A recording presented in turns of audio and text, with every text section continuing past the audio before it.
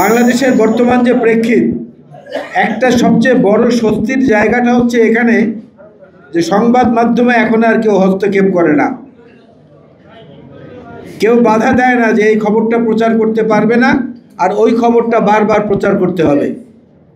কোনো সাংবাদিক এখন প্রধান উপদেষ্টাকে গিয়ে বলে না যে প্রশ্ন নয় প্রশংসা করতে এসেছি। কোনো সংবাদকর্মীরা এখন গিয়ে কোনো উপদেষ্টার পেছনে পেছনে তেলের বোতল নিয়ে হাঁটেন না।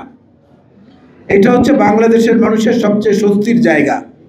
এই যে মুক্ত গণমাধ্যম বা মুক্ত সংবাদ মাধ্যম, এই কারণে কিছু অবস্থা তৈরি হয়েছে বাংলাদেশে, যেটাকে মনে হচ্ছে যে হঠাৎ করে বোধহয় তৈরি হয়েছে, আসলে তা না। এর মধ্যে বহু ঘটনা বহু আগে থেকে এদেশে ছিল, কিন্তু প্রচার মাধ্যমে এটার প্রচারের নিষেধাজ্ঞা থাকার কারণে মানুষ এই আগের ঘটনাগুলো জানতে পারেনি। বক্তব্য যখন আমরা দেই, এই বক্তব্যেরও ভাষাগত কতগুলো দিক আছে। আপনি যদি বাংলায় লেখেন ভালোবাসা, একত্রে লেখেন ভালো এবং বাসা, দুইটা শব্দ যদি একত্রে জোড়া লাগানো থাকে সেটা হয় প্রেম, ভালোবাসা, আবেগ, এইসব জিনিস বোঝায়। আবার যদি ভালো এবং বাসা দুটো শব্দ আলাদা থাকে, তার অর্থ হচ্ছে যেটা ভালোবাসায় আমি থাকি, আমার অবস্থান একটা বাসা, যেটা সেই বাসাটা ভালো। এইভাবে বাংলা ভাষায় কিছু শব্দ আছে, খণ্ডতা, অনুস্বার, বিসর্গ, চন্দ্রবিন্দু, পড়েছি না আমরা? এই শব্দগুলোর মূলত কোনো স্বকীয়তা নাই, অন্য শব্দের সঙ্গে যুক্ত হলে পরে আরেকটি শব্দ তৈরি হয় নাকি। যেমন দুঃখ, দয়রস্যকার লিখে একটা বিসর্গ দিতে হয়, তারপরে খ। তারপরে আপনি সম্মানের সঙ্গে বলবেন তারা, এই তারার উপরে তয়ের উপরে একটা চন্দ্রবিন্দু দিলে তারা বলতে সম্মানিত একজন মানুষকে বোঝায় বা সম্মানিত কোনো গোষ্ঠীকে বোঝায়। এরকম অনুস্বার, বিসর্গ, খণ্ডতা, চন্দ্রবিন্দু, এই ধরনের কিছু কিছু জিনিসও তৈরি হয়েছে বর্তমান অবস্থার প্রেক্ষিতে।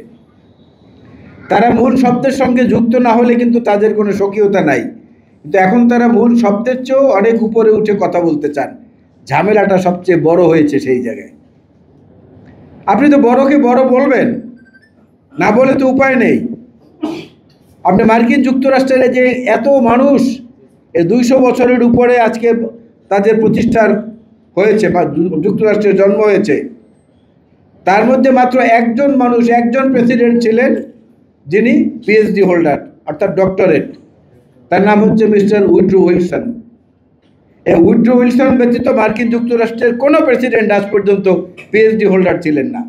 সেজন্য কি সেই দেশের উন্নতি হয়নি? অবশ্যই হয়েছে, অনেক বেশি হয়েছে। আমরা আমাদের নিজেদের দিকে তাকালে যখন অন্যের গায়ে গন্ধ দেখি, তখন নিজের শরীরটা দেখি না যে আমার গায়েও গন্ধটা আছে কিনা। বক্তব্যে আমরা প্রায় বলি, শুনি, এখানেও কয়েকজন বক্তার বক্তব্য শুনলাম, মূল বক্তব্যটায় গিয়ে বলে যে আপনারা যদি সংশোধন না হন, আর আমি বলি আমরা যদি সংশোধন না হই।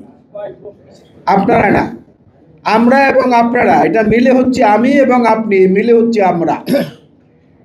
আমরা ভাবটা যতক্ষণ আমাদের মধ্যে না আসবে, ততক্ষণ দলগতভাবে যে বিভাজন, এই বিভাজনের মধ্য দিয়ে কল্যাণকর কিছু হবে না। আরেকটা জিনিস সবাইকে আমরা মনে রাখার জন্য অনুরোধ করছি, আমি নিজে যেহেতু এটা মনে রাখি এবং পালন করি, সেই অনুযায়ী চলি, এই জন্য কথাটা বলছি। রাজনীতির কিন্তু একটা বহিরাবরণ আছে আর একটা অন্তর্নিহিত আবরণ আছে। একটা হচ্ছে বহিরাবরণ, আর একটা হচ্ছে অন্তর্নিহিত তত্ত্ব বা পথ চলার যে নির্দেশনা, সেইটা। বহিরাবরণটার মধ্যে আপনি অনেক কিছু শুনবেন, অনেক কিছু দেখবেন। যেমন এইমাত্র ইসলামী আন্দোলনের যে ভাই এখানে বক্তব্য দিয়েছেন, ওনার সঙ্গে আমার সালাম বিনিময় হয়েছে। আমি কিন্তু ওনাকে আস্তে করে বলেছি যে পীর সাহেবকে আমার সালাম দেবেন। রাজনৈতিক মঞ্চে কিন্তু আমি পীর সাহেবকে সালাম দেব, তার সঙ্গে মোসাহাবা করব, কিন্তু বক্তব্যের সময় তো আমি আমার কথাটাই বলবো, উনি ওনার কথাটাই বলবেন। সেখানে অসৌজন্যতা কিংবা কোনো রকমের ঘৃণা বা কোনো রকমের রাগ ক্রোধ প্রকাশ পায়, এই জিনিসটা বর্জন না করলে, তাহলে জুলাইতে যারা শহীদ হয়েছেন, এই 17 বছরের আন্দোলনে যারা গুম হয়েছেন, প্রত্যেকের প্রতি আমাদের ঘৃণা প্রকাশ করা হবে, প্রত্যেকের অবদানকে আমাদের খাটো করা হবে, আমরা নিজেদের কাছে ছোট হয়ে যাব। সুতরাং আমরা যেন সেই বিষয়টার দিকে ভালোভাবে মনোযোগ রাখি। আর যেটা বলেছি যে একটা হচ্ছে রাজনীতির বহিরাবরণ, সে বহিরাবরণের মধ্য দিয়ে নানা পক্ষী প্রতিযোগিতা চলবে, সামনে নির্বাচন আসছে, এই নির্বাচন কোন পদ্ধতিতে হবে, কি হবে, সেটার জন্য যে এক্সপেরিমেন্টাল একটা সময়, পরীক্ষা নিরীক্ষার যে সময়, সেই সময়টা না দিয়ে আগে নির্বাচনের মাধ্যমে একটা কাঠামো তৈরি করা উচিত। সেই কাঠামোগতভাবে যেখানে লেখা থাকবে যে হ্যাঁ, যারাই দায়িত্বে আসুক তারা পরবর্তীতে এই পদ্ধতিগুলো নিয়ে পরীক্ষা নিরীক্ষা করে গ্রহণ করতে পারেন। এরকমটা হলে পরে কিন্তু কুয়াশাটা অনেকাংশে কেটে যায়। গো ধরে বসে থাকলে আমাদের কোনো লাভ হবে না, লাভ হবে দাদাদের আর দিদিদের, যারা ওখানে বসে দাদারা খাবার দাবার দিচ্ছেন আর দিদি কথা বলছেন, সে অবস্থাটা তৈরি হবে। বাংলা ভাষায় কথা বললেই পুশিন করে দেওয়া হচ্ছে। বাংলা ভাষাভাষীদেরকে সুরাট থেকে গ্রেফতার করে, গুজরাট থেকে গ্রেফতার করে, দিল্লি থেকে গ্রেফতার করে এনে বাংলাদেশে জোর করে পাঠিয়ে দেয়, যেটার বিপক্ষে মমতা ব্যানার্জি পর্যন্ত কথা বলছেন, পশ্চিমবঙ্গের মুখ্যমন্ত্রী। অথচ আমাদের মধ্যে অনেকে বলছেন না, বলতে ইতস্তত করতেন। এই জায়গাগুলো তো ঐক্যের দরকার সবার আগে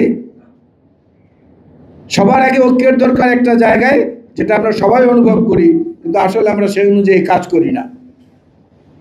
সেটা হচ্ছে যে আমাদের মধ্যে মতবিরোধ, মতভিন্নতা এটা থাকবে। গণতন্ত্রের সৌন্দর্যই তো মতভিন্নতা। মতভিন্নতা না থাকলে, বিতর্ক না থাকলে সে সমাজটা তো মৃত সমাজ, একটা মরা সমাজ। কবরস্থানে যেমন কোনো কবরবাসী কথা বলতে পারে না, বিতর্কবিহীন সমাজের সাথে সেইভাবে কেউ কথা বলতে পারে না। সুতরাং বিতর্ক থাকবে, বিতর্কটাই হচ্ছে গণতন্ত্রের সৌন্দর্য। কিন্তু সেই বিতর্ক যেন জাতীয় স্বার্থে আঘাত না করে।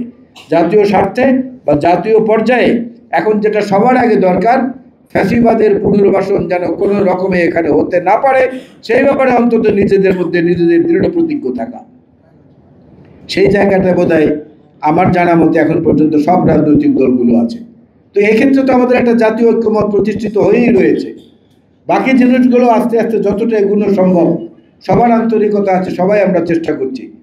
তার মধ্যেই একটু হৃদ্যতা, আরেকটু অনুস্বর, খণ্ডতা, বিসর্গ, চন্দ্রবিন্দু এদেরকে যুক্ত করে যদি একটি নতুন শব্দ, একটি নতুন বাক্য, একটি নতুন গল্প, একটি নতুন ইতিহাস সৃষ্টি করা যায়, সেটাই হবে আমাদের বাংলাদেশের সমস্ত মানুষের জন্য কল্যাণকর একটি ব্যবস্থা।